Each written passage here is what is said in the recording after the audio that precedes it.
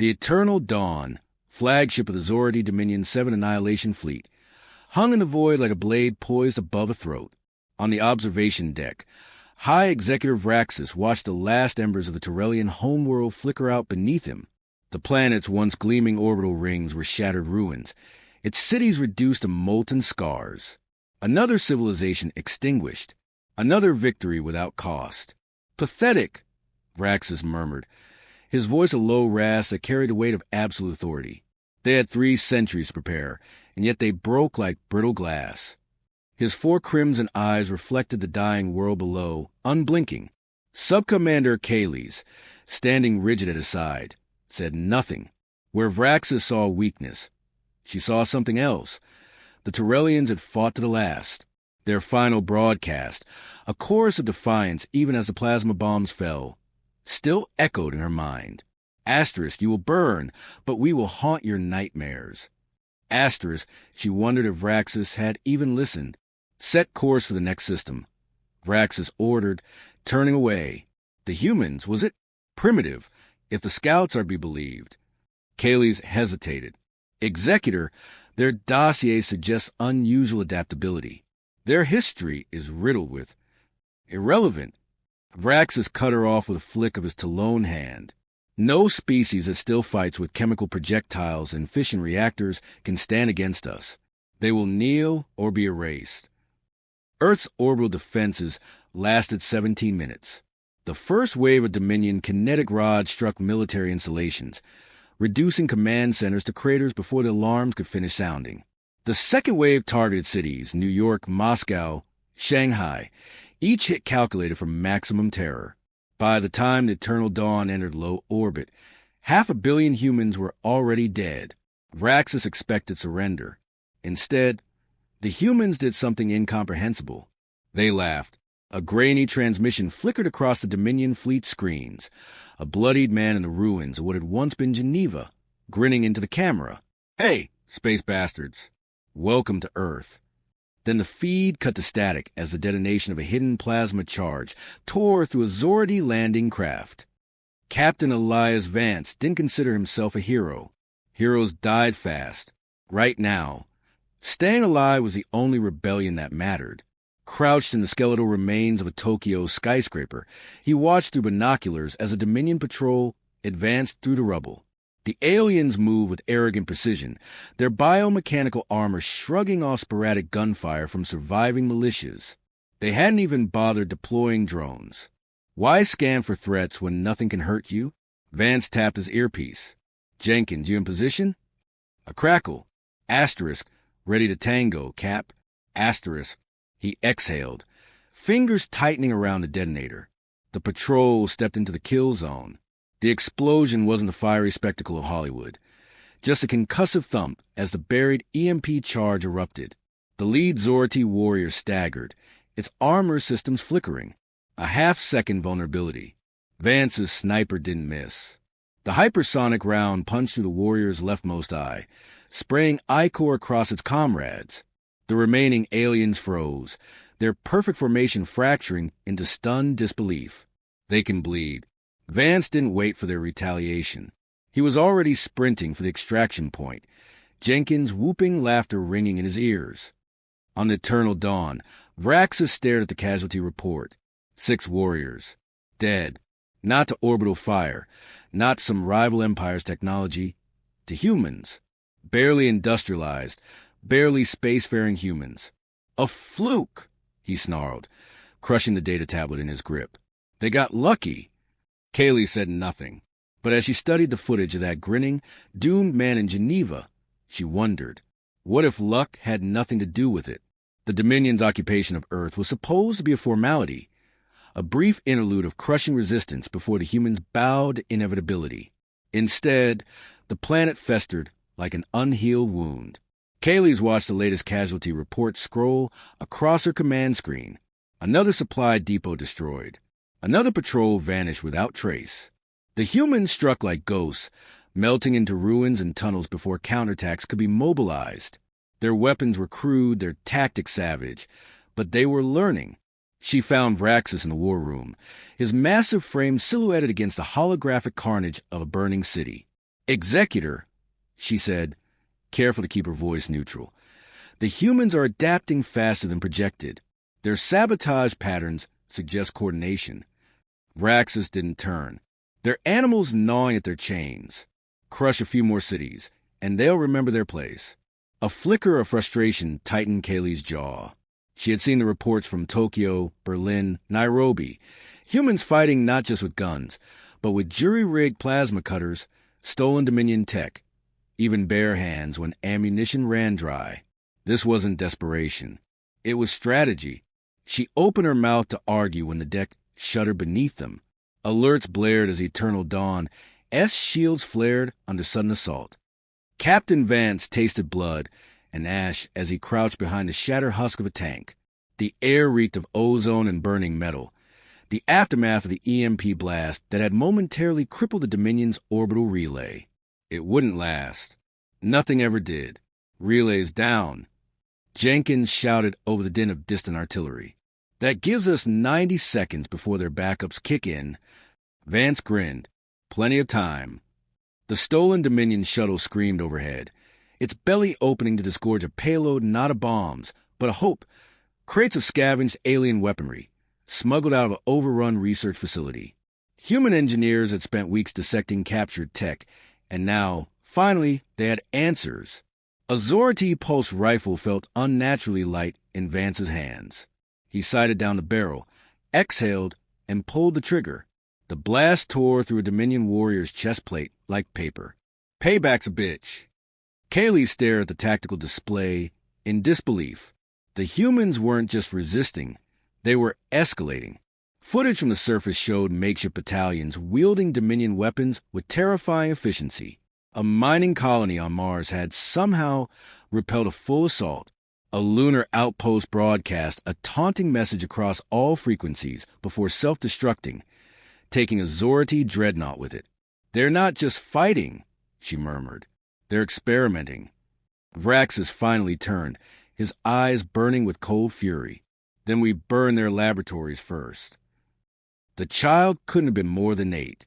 Kaylee's froze as a tiny figure darted from the ruins, hurling a rock at a Dominion warrior's armored shin. The projectile clattered harmlessly away. The warrior raised its plasma caster, indifferent. Hold.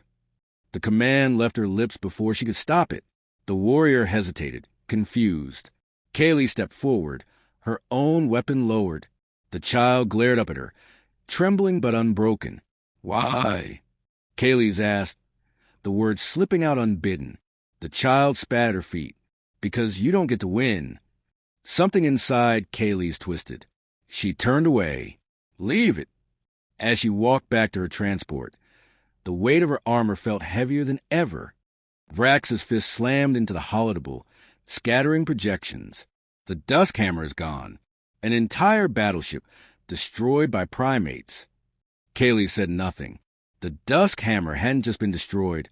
It had been lured. Human transmissions had baited it into a debris field, where salvaged Dominion mines tore its engines apart. A trap, a clever one. For the first time, she saw doubt flicker across Vrax's face. Vance wiped sweat from his brow as the last of the stolen shuttles vanished into cloud cover. The relay station below was a smoking ruin, its defenses stripped for parts. Jenkins clapped him on the shoulder. Think they're pissed yet? Vance chuckled. Oh, they're just getting started. He glanced at the sky, where the Eternal Dawn hung like a malevolent star. And so are we. The Eternal Dawn shuddered as another explosion rocked its starboard flank. Warning klaxons wailed through the corridors, their shrill cries echoing like a dirge.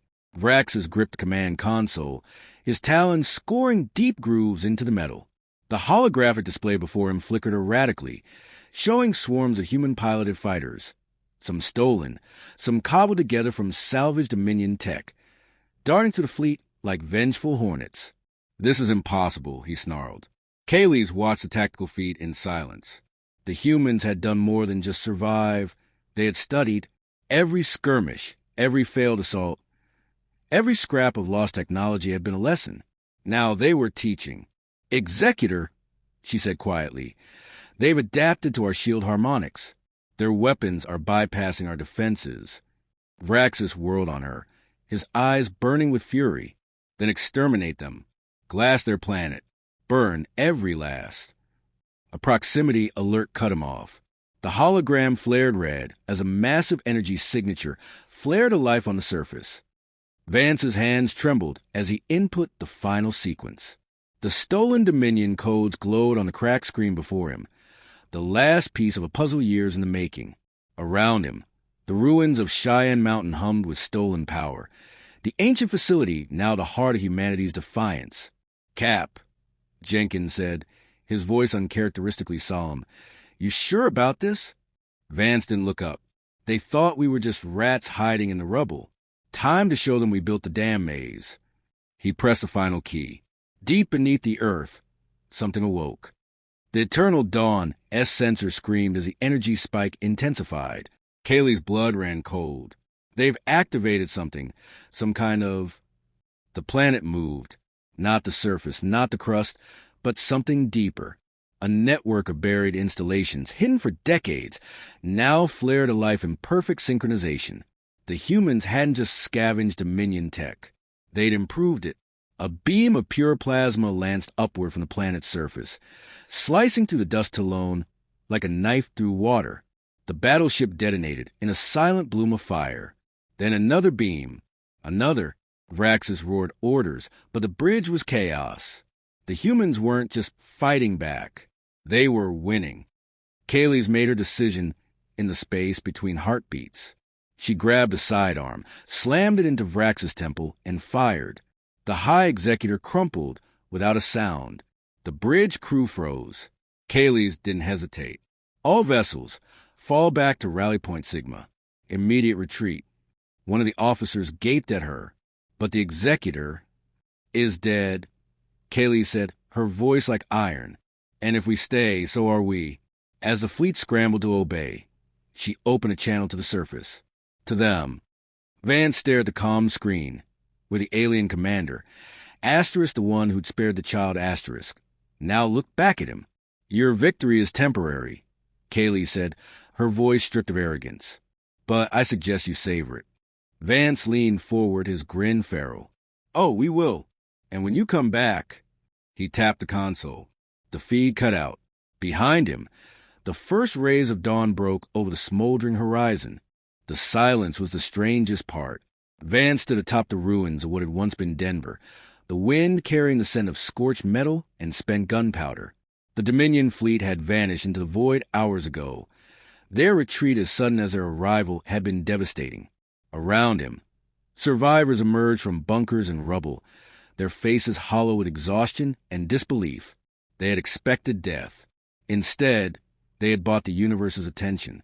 Jenkins limped up beside him, his arm wrapped in a bloodied makeshift sling. "Think they'll be back?" Vance didn't answer immediately. He stared at the sky, where the retreating alien ships had left faint scars of ionized atmosphere. "Yeah," he said finally, "but next time they'll knock first." Aboard the remnants of the 7 Annihilation Fleet, Kaylee's watched the star of Sol shrink on the view screen.